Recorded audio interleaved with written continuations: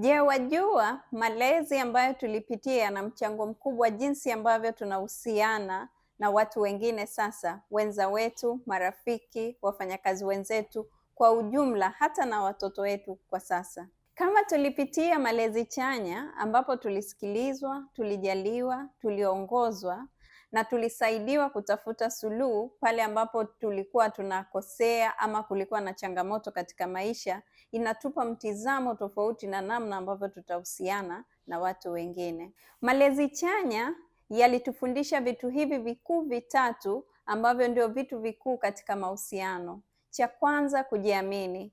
Kama tulipitia malezi chanya, ina maana tulikuwa katika ulimwengu ambao tulikuwa tunajihisi salama, hivyo tukawa na mtizamo chanya na tukawa pia na tafsiri chanya ya mambo, na hiyo ikatupa zaidi kuweza kujiamini, na ndivyo tunavyohusiana katika mahusiano yetu sasa. Jambo la pili, yalitufunza kutambua hisia na kuweza kumudu hisia, kutambua sisi tunajisikiaje, kuweza kujali hisia za watu wengine, lakini pia kuweza kumudu hisia zetu pale ambapo hatuendi sawasawa, kulingana na hisia mbalimbali ambazo tunazipitia, ambapo hili ni jambo pia la msingi katika mahusiano. Kama hatujui kujali hisia za wengine, pengine hatukufunzwa ama hatukupata uzoefu huo, kama pia hatujui jinsi ya kumudu hisia zetu, tunaweza tukaona hii kama distraction kwenye mahusiano yetu ya sasa.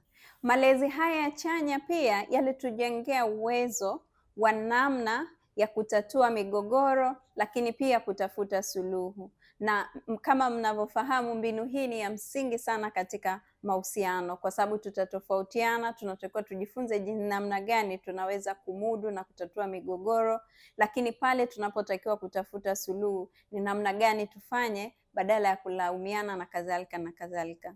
Kwa hiyo sasa, kama hatukupitia malezi chanya, tukapitia kinyume chake, ambapo labda tulikuwa hatuongozwi, hatukusikilizwa, hatukujaliwa, inaweza ikawa ilikuwa ngumu sisi kujifunza mbinu hizi chanya ambazo zinatakiwa kutusaidia namna ambavyo tunaendana na mahusiano yetu na watu wengine, aidha wenza, wafanyakazi wenzetu ama watu wengine.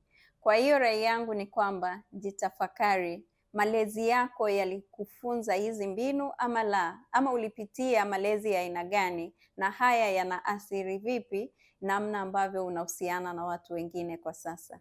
Asante na kila laheri katika safari yako ya uponyaji wa nafsi.